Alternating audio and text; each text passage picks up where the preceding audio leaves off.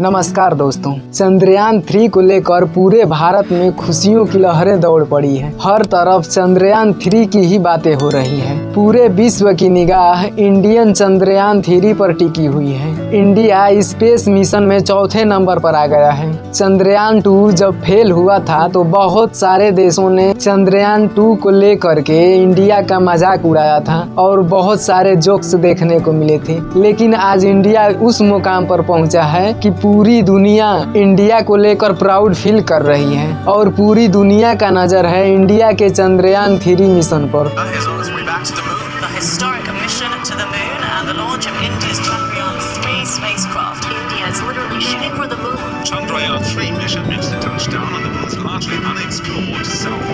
आखिर कौन सी खोज चंद्रयान 3 करेगी, आइए जानते हैं इस वीडियो में। मून मिशन यानी चांद पर भेजे जाने वाले मिशन 5 से 6 अलग अलग प्रकार के हो सकते हैं। दोस्तों, हम आप लोगों को बता दें कि चंद्रयान 3 लॉन्च किया गया है उसी ऑब्जेक्टिव को पूरा करने के लिए जो चंद्रयान 2 नहीं कर सका और फेल हो गया। कुछ गलती होने की गुंजाइश कम करने के लिए काफी सारी मॉडिफिकेशन किया गया है चंद्रयान 3 में, जो कि चंद्रयान 2 में था। उससे पहले तो जो लैंडिंग एरिया है उसको बड़ा कर दिया गया है। जहां चंद्रयान 2 के लिए 500 बाई 500 मीटर का पैच था उसको बड़ा कर दिया गया है। इस बार चंद्रयान 3 4 किलोमीटर बाई 2.4 किलोमीटर में कहीं पर भी लैंड कर सकता है। इस बार पिछली बार से 40 गुना बड़ा एरिया है। दूसरा, चंद्रयान 3 में मौजूद विक्रम लैंडर को ज्यादा फ्यूल दिया गया है जिससे वह ज्यादा देर तक हवा में रहे और लैंडिंग के लिए सटीक जगह ढूंढ सके। तीसरा, सॉफ्टवेयर अपग्रेड किया गया है ताकि विक्रम ज्यादा तेजी से घूम पाए अगर जरूरत पड़े तो। और चौथा, विक्रम को सिर्फ फोटो पर डिपेंडेंट नहीं रहना पड़ेगा लैंडिंग कराने के लिए। चंद्रयान 2 का जो मिशन था उसको आधा सक्सेस बताया जा रहा है क्योंकि चंद्रयान 2 में जो भेजा गया ओरिएंटर था वो अभी भी काम कर रहा है। इनफैक्ट आज भी गोल गोल घूमकर चांद का चक्कर लगा रहा है। चंद्रयान 2 के ओरिएंटर ने जो हाई रेजोल्यूशन इमेजेज ली है उसे इस नए विक्रम में फील्ड किया गया है ताकि लैंडिंग के लिए जगह सही से डिसाइड करी जा सके। विक्रम लैंडर की जो डिजाइन बनाई गई है 3 में वह सेम है चंद्रयान 2 से, लेकिन थोड़ी बहुत मॉडिफिकेशन किया गया है। जैसे कि इसका जो पैर है उसको मजबूत बनाया गया है और ज्यादा सोलर लगाया गया है और सेंसर जो है उसको अप्रूव किया गया है। चंद्रयान 2 की तरह चंद्रयान 3 का भी मिशन वही है, चांद के साउथ पोल पर लैंडिंग कराना और रोबो को उतारना। अब जो लैंडिंग की साइट है वो 70 डिग्री साउथ में है जहाँ पर कई सारे क्रेटर्स मौजूद हैं जो हमेशा शेड में रहते हैं। वहाँ पर धूप नहीं पड़ती है, इसीलिए माना जाता है कि उन क्रेटर के अंदर बर्फ मौजूद हो सकती है। यहाँ पर आप लोगों का जानना जरूरी है कि जब रोवर उतारा जाएगा चंद्रयान 3 के द्वारा चांद पर तो वहाँ उसे सिर्फ 1 लूना डे का समय मिलेगा। अपने साइंटिफिक एक्सपेरिमेंट कंडक्ट करने के लिए 1 लूना डे धरती के करीब 1 महीने जितना होता है, मतलब 2 हफ्ते का दिन और 2 हफ्ते का रात समझ लो। तो उस हिसाब से जब लैंडिंग का समय आएगा तो तब से सिर्फ 14 दिन का समय मिलेगा रोवर को इंफॉर्मेशन लेने के लिए, क्योंकि चंद्रयान 3 में जो मौजूद इंस्ट्रूमेंट है वो लूनाई नाइट्स के लिए नहीं बने हैं। आपको बता दूं कि जब चांद पर रात होती है तो वहाँ का टेम्परेचर बहुत नीचे गिर जाता है, लगभग 232 डिग्री सेल्सियस से भी टेम्परेचर नीचे जा सकता है। तो इतनी ठंड में कोई इंस्ट्रूमेंट काम नहीं करेगा क्योंकि जो डिजाइन बनाया गया है चंद्रयान 3 का वह सिर्फ धूप में ही काम करेगा। इसीलिए हमारे इसरो के चीफ ने भी कहा है कि हम चाहते हैं कि लैंडिंग तब हो जब चांद पर सूर्य निकले, तब से लेकर हमें 14 से 15 दिन मिलेगा काम करने के लिए। और अगर लैंडिंग 23 से 24 अगस्त के बीच नहीं हो पाई तो हम 1 और महीने वेट करेंगे और इसे सितंबर में लैंड कराएंगे। इंस्ट्रूमेंट की बात करें तो विक्रम लैंडर करीब 1750 किलो और रोबो का वजन करीब 26 किलो का है। रोबो का नाम एक बार फिर से प्रज्ञान रखा गया है।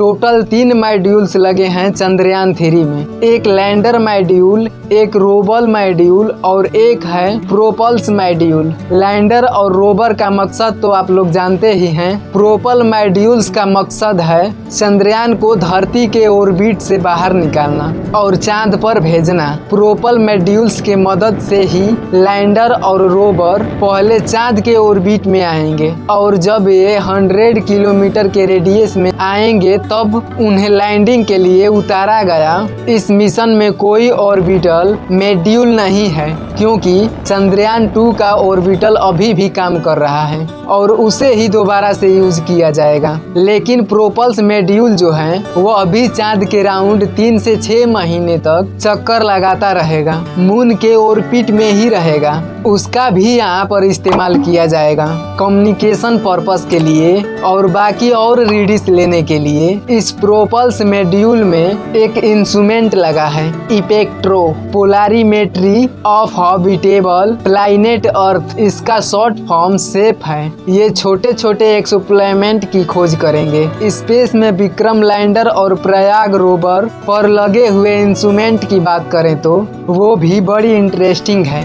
प्रज्ञान पर 2 इंस्ट्रूमेंट लगे हैं, LIBS और APXS। LIBS का काम है चांद के मिट्टी का केमिकल कॉम्पोजिशन एनालाइज करना कि कौन कौन सी मिनरल चांद की मिट्टी में पाई जाती है, और दूसरा APXS का काम चांद पर मौजूद पत्थरों के लिए यही काम करना। प्रज्ञान ये काम करेगा तो विक्रम लैंड फोटो खींचेगा और ये फोटो हमें जल्द ही देखने को मिल सकती है अगर सब कुछ सही जाता है, प्लान के अकॉर्डिंग जाता है तो, जो कि हम सब उम्मीद करते हैं कि सब सही जाए। विक्रम लैंड पर खुद 4 इंस्ट्रूमेंट लगे हैं। पहला आराम भाई ये लेजर व्हील के जरिए चांद पे मौजूद कुछ पत्थरों को पिघलाने की कोशिश करेगा और उससे जो गैस रिलीज होगी उसे एनालाइज करेगा। और दूसरा है चेस्ट, ये थर्मल प्रॉपर्टीज मेजर करेगा, कितना तापमान है साउथ के पोल में मून के। और तीसरा है इल्सा, ये मेजर करेगा कि मून पर कितने अर्थक्वेक होते हैं, अर्थक्वेक होते हैं। उन्हें अर्थक्वेक नहीं कहा जाएगा बल्कि मून क्वेक कहा जाएगा। इससे हम चांद के अंदर क्रस्ट और मेंटल स्ट्रक्चर को भी समझ सकते हैं। और चौथा इंस्ट्रूमेंट यहाँ पर नासा की देन है,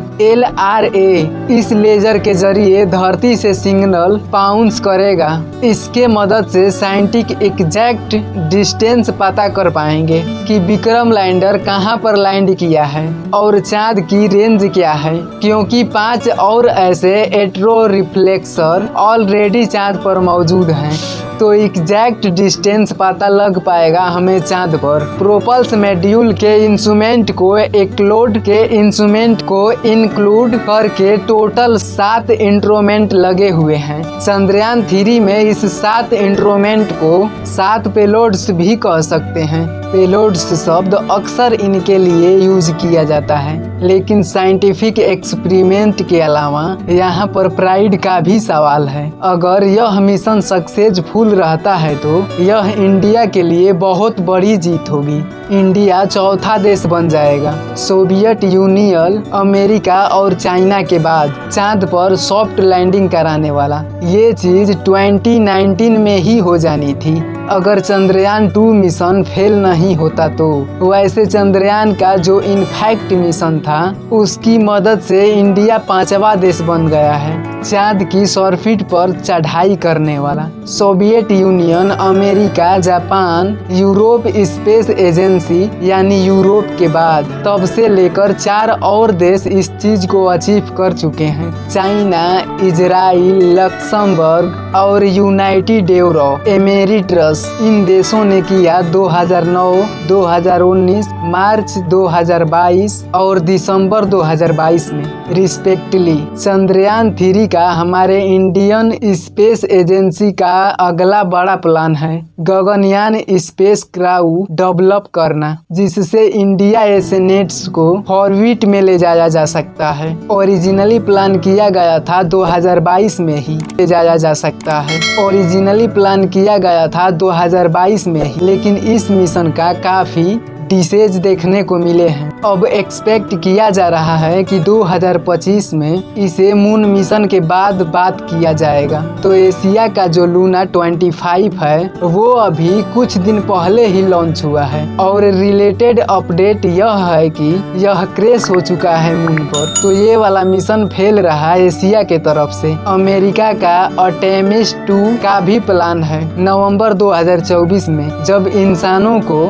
मून की पास ऑर्बिट करने के लिए भेजा जाएगा तो वो लोग जो उसमें जाएंगे वह अभी तक का फॉरवेस्ट डिस्टेंस ट्रैवल करेंगे स्पेस की। और आने वाले समय में चाइना भी प्लान कर रहा है चांद पर एस्ट्रोनॉट्स भेजने की। अगले वीडियो में चंद्रयान 1 के सक्सेस के बाद चंद्रयान 2 कैसे फेल हुआ इसके बारे में पूरा इंफॉर्मेशन जानेंगे। अगर ये वीडियो आप लोगों को पसंद आई हो तो वीडियो को लाइक और चैनल को सब्सक्राइब करें और वीडियो को शेयर करें। धन्यवाद।